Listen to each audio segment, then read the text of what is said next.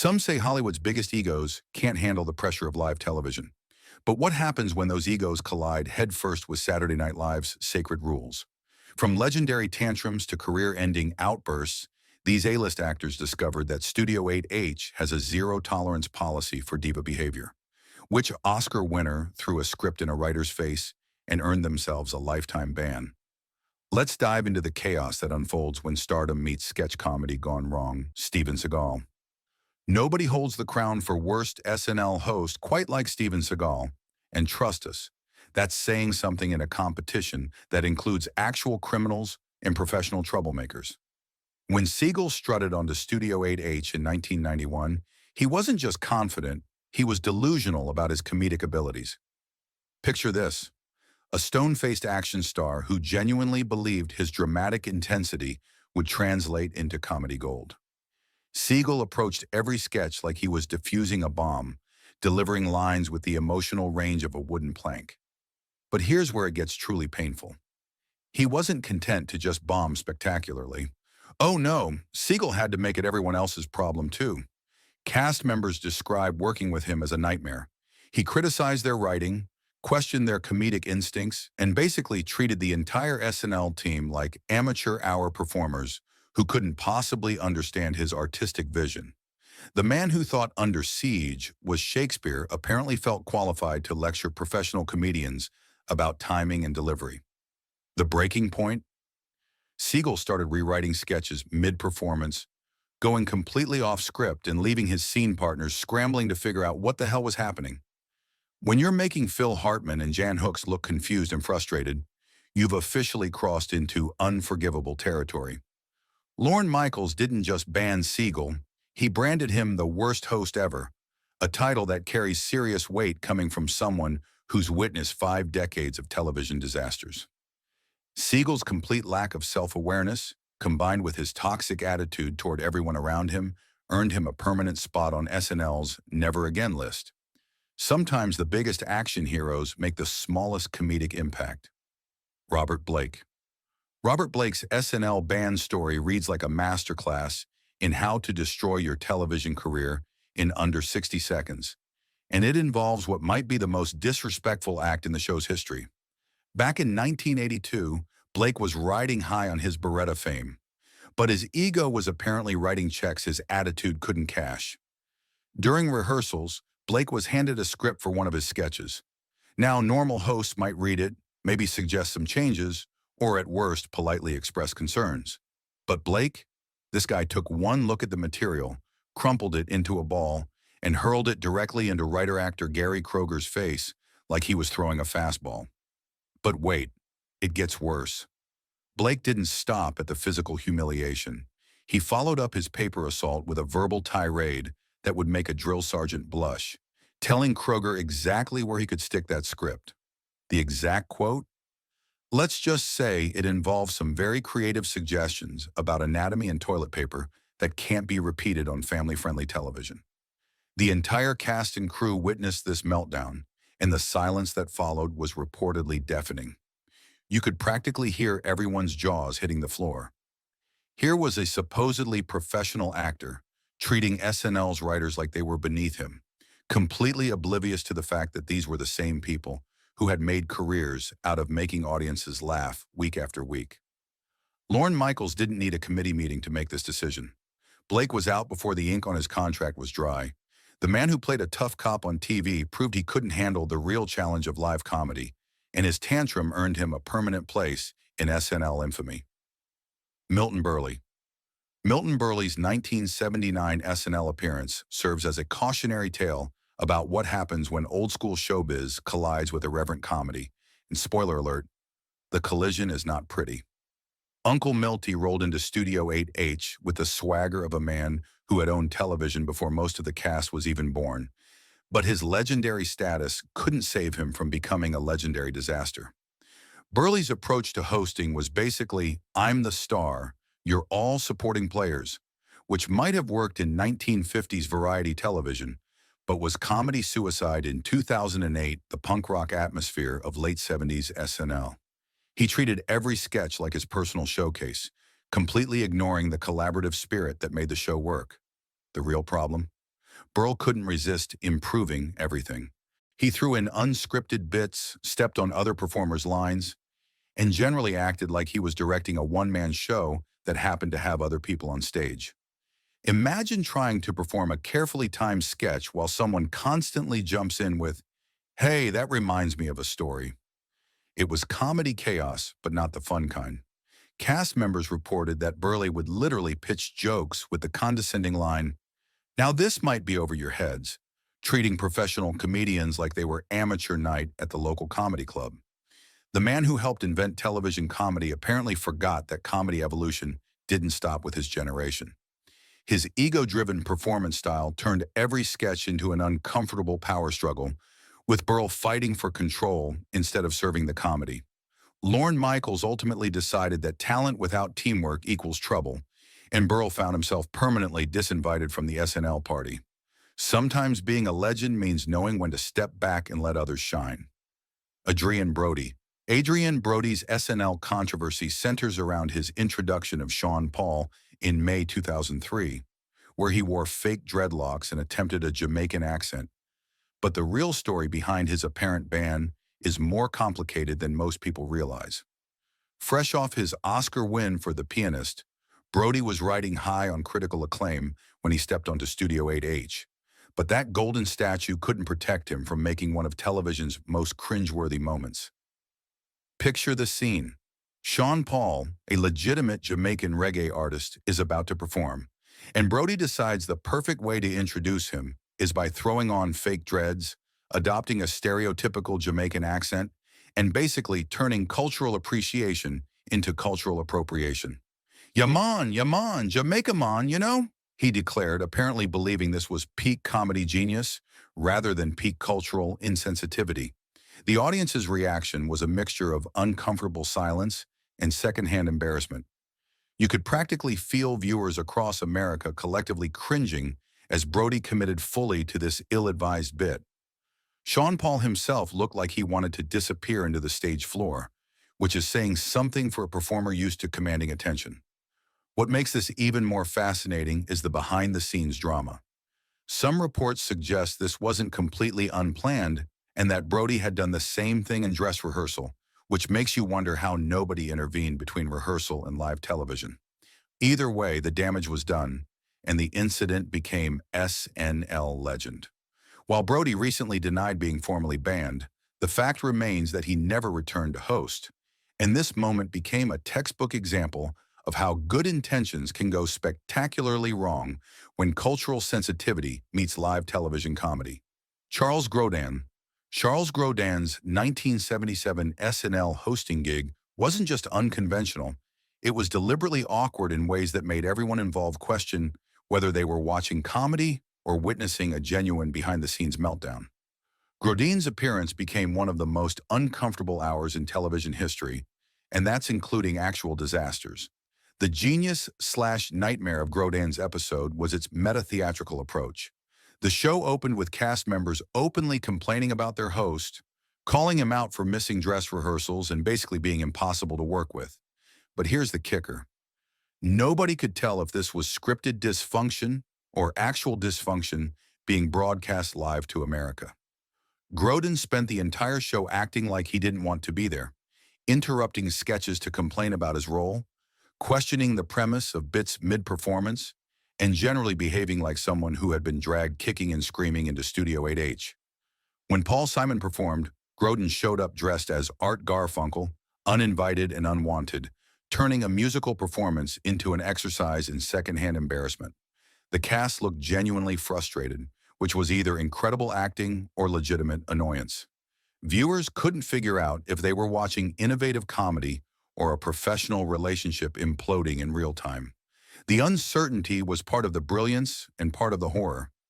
Years later, it was revealed that this was largely intentional, a calculated experiment in anti-hosting that pushed the boundaries of what Saturday Night Live could be. But intentional or not, the result was television so uncomfortable that it made audiences squirm. Grodan never returned, and his single appearance remains a fascinating footnote in SNL history, proving that sometimes the most memorable performances are also the most unwatchable ones. Frank Zappa. Frank Zappa's SNL hosting disaster in 1978 proves that musical genius doesn't automatically translate to comedic timing, and sometimes the coolest artists make the most awkward television. Zappa had already appeared as a musical guest successfully, but returning as both host and performer exposed a fundamental problem. He simply didn't have the energy or enthusiasm for the hosting gig. The man who could command a stage with his guitar wizardry turned into a low-energy presence who seemed genuinely uninterested in connecting with the cast, crew, or audience. Zappa approached every sketch like he was doing everyone a favor just by showing up, delivering lines with all the enthusiasm of someone reading a grocery list. But the real issue wasn't his performance, it was his attitude behind the scenes. Cast members reported that Zappa made zero effort to build rapport or chemistry with anyone, treating the entire SNL experience like an obligation rather than an opportunity. He seemed genuinely puzzled by the collaborative nature of sketch comedy, preferring to stay in his own artistic bubble. The breaking point came with his general disengagement from the show's energy and spirit. While other hosts might struggle with timing or delivery, Zappa's problem was deeper. He fundamentally didn't seem to understand or care about what made SNL work. His experimental music background didn't prepare him for the rapid-fire, team-based nature of live sketch comedy.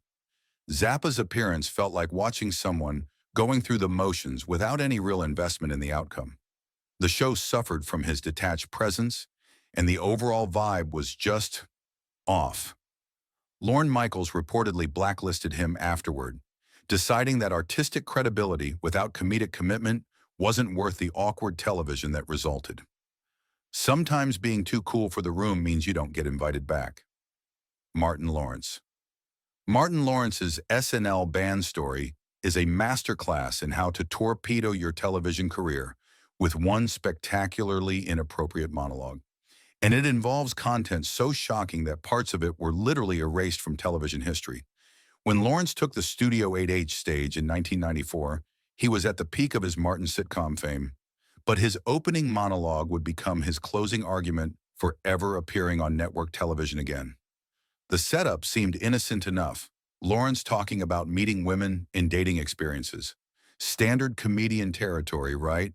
Wrong. Lawrence decided to dive headfirst into graphic territory that would make a Howard Stern show blush, launching into explicit commentary about women's hygiene that was so crude and inappropriate that it left the audience in stunned silence. But here's where it gets truly wild. Lawrence kept going. Despite the obvious discomfort of everyone within a 50-mile radius, he doubled down on the graphic material, apparently believing his comedy gold was just hitting its stride. The content was so outrageously inappropriate that NBC censors were scrambling to figure out how to handle the live broadcast disaster unfolding before their eyes. The aftermath was swift and brutal. The offensive portions of Lawrence's monologue were completely scrubbed from reruns and syndication, essentially wiped from television existence. That's not just a ban, that's television purgatory, where your material is deemed so inappropriate that it can't even exist in archive form. Lawrence didn't just get banned from SNL, he got banned from all NBC programming for a period, essentially blacklisted from one of the major networks. The man who built his career on pushing boundaries discovered that some boundaries exist for very good reasons, and crossing them can cost you your entire television future in a matter of minutes. Andy Kaufman. Andy Kaufman's SNL ban represents one of the most unusual and heartbreaking moments in the show's history, because unlike every other entry on this list, Kaufman didn't get himself banned through bad behavior or ego trips. Instead, he became the victim of television's first-ever reality show elimination, courtesy of SNL's audience and their voting power. Kaufman was comedy's ultimate outsider artist, creating performances that were deliberately uncomfortable, confusing, and polarizing. His bits weren't designed to get easy laughs. They were designed to challenge audiences and blur the lines between performance and reality. Think wrestling matches with women, extended foreign man routines, and readings that went on so long they tested the patience of saints. The problem was that Kaufman's experimental approach to comedy wasn't landing with SNL's mainstream audience. His appearances generated complaints, confused reactions, and genuinely divided responses. Some viewers thought he was a genius pushing comedy into new territories. Others thought he was wasting everyone's time with pretentious nonsense. So SNL decided to let democracy decide Kaufman's fate. They launched an on-air campaign asking viewers to vote. Should Andy stay or should Andy go? It was television history in the making. The first time an audience got to directly vote someone off a major television show, decades before Survivor, made elimination votes a cultural phenomenon. The results were devastating for Kaufman. The audience voted him out, and SNL honored their decision by permanently banning him from future appearances. Kaufman took the rejection hard, reportedly feeling genuinely hurt that his artistic vision had been rejected by the very people he was trying to entertain and challenge. Looking back, Kaufman's ban feels like comedy's loss rather than television's gain.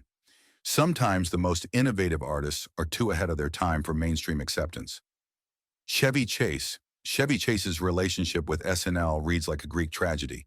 He helped create the show's success during its first season, then spent decades systematically destroying any possibility of returning to that success through sheer force of personality. Chase wasn't banned for one spectacular incident. He earned his exile through years of accumulated assholery that became legendary even by Hollywood standards. As an original cast member, Chase had the credentials to be SNL royalty. His Weekend Update anchor role helped define the show's voice, and his dry delivery became part of SNL's DNA. But behind the cameras, Chase was apparently building a reputation as someone who treated his colleagues like they were lucky to share oxygen with him. The stories about Chase's backstage behavior are the stuff of SNL legend. He allegedly harassed fellow cast members, made racist and sexist comments, and generally acted like he was doing everyone a favor by showing up. When he left the show after just one season to pursue movie fame, he burned bridges with the kind of thoroughness that would make a professional arsonist proud. But Chase's SNL problems didn't end when he left. His return appearances became exercises in awkwardness, with cast members who remembered his difficult behavior giving him the cold shoulder he had earned. The tension was palpable, and audiences could sense that something was fundamentally wrong with the show's chemistry whenever Chase appeared. Lorne Michaels has been diplomatically vague about Chase's status, but the writing is on the wall, or rather, it's not on the cue cards anymore. Chase's combination of talent and toxicity proved that sometimes the funniest people are the least fun to work with. His SNL legacy serves as a reminder that burning bridges in Hollywood isn't just professionally stupid, it's comedy suicide. Louise Lasser. Louise Lasser holds a unique place in SNL history as potentially the show's very first band performer, setting a precedent for difficult hosts that would be followed by decades of equally problematic celebrities. Her 1976 appearance during SNL's inaugural season wasn't just awkward, it was television chaos that helped establish the show's zero-tolerance policy for hosts who couldn't handle the pressure. Lasser arrived at Studio 8H, riding the wave of her cult success from Mary Hartman, a satirical soap opera that had made her a household name among late-night television viewers. But fame from playing a neurotic character apparently didn't prepare her for the reality of live sketch comedy, and her hosting gig quickly devolved into something that felt dangerously close to an actual nervous breakdown. During her opening monologue, Lasser seemed genuinely confused and disoriented, delivering lines that were difficult to understand and appearing to have what looked like an in-character meltdown that was actually out of character for the evening's entertainment. The audience wasn't sure if they were watching performance art or witnessing someone having a genuine crisis on live television. Behind the scenes, things were reportedly even more chaotic. Cast members struggled to get Lasser to participate in sketches that had been written specifically for her, and the collaborative process that made SNL work basically fell apart under the weight of her apparent inability to engage with the material or her scene partners. While Lasser herself has denied being banned, the fact remains that she never returned to SNL, and her single appearance became a cautionary tale about the pressures of live television. Her chaotic hosting gig helped SNL's producers realize that not every celebrity could handle the unique demands of sketch comedy, establishing the groundwork for future host evaluations and, when necessary, future bans. From Steven Seagal's comedy free zone to Robert Blake's script-throwing tantrum, These actors prove that talent and ego don't always mix well with live television. While some bans might seem harsh in hindsight, they remind us that Saturday Night Live's magic comes from collaboration, not star power. Which band actor do you think deserved a second chance? Drop your thoughts in the comments below, and remember, in Studio 8H, respect the writers or face the consequences.